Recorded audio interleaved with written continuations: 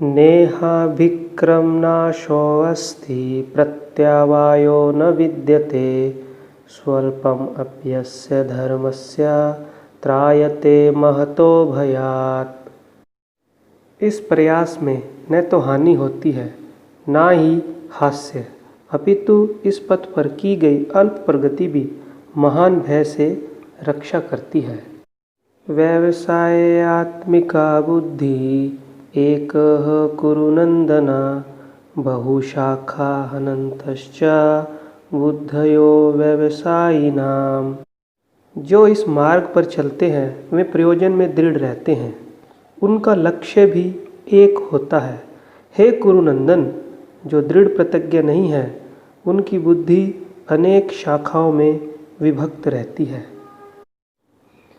भोगेश्वर्य प्रसक्तानां तया अपहितचेतसां व्यवसाय आत्मिका बुद्धिः समाधो न विधीयते।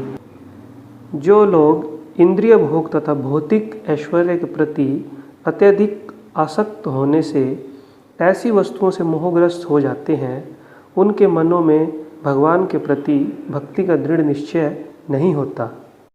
त्रैगुण्या विषया वेदा निस्त्रैगुण्यो भवार्जुन निर्द्वंद्वो नित्य सत्वस्थो निर्योगक्षेमः आत्मवान।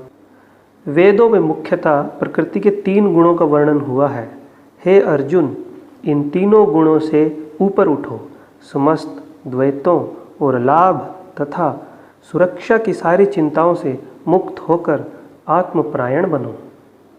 विषया विनिवर्तन्ते निराहारस्य देहिनः रसवर्जं रसोऽप्यस्य परम दृष्ट्वा निवर्तते।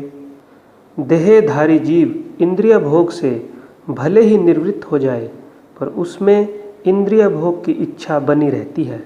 लेकिन उत्तम रस के अनुभव होने से ऐसे कार्य को बंद करने पर वह भक्ति में स्थिर हो जाता है। ध्यायतो विषयान् पुंसा संगस्तेषुपजायते संगात् संजायते कामः कामात् क्रोधोऽभिजायते। इंद्रिय विषयों का चिंतन करते हुए मनुष्य की उनमें आसक्ति उत्पन्न हो जाती है और ऐसी आसक्ति से काम उत्पन्न होता है और फिर काम से क्रोध प्रकट होता है।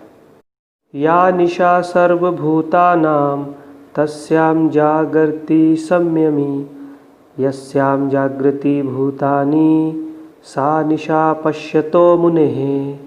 जो सब जीवों के लिए रात्रि है वह आत्मसंयमी के जागने का समय है, और जो समस्त जीवों के जागने का समय है वह आत्मनिरीक्षक मुनि के लिए रात्रि है।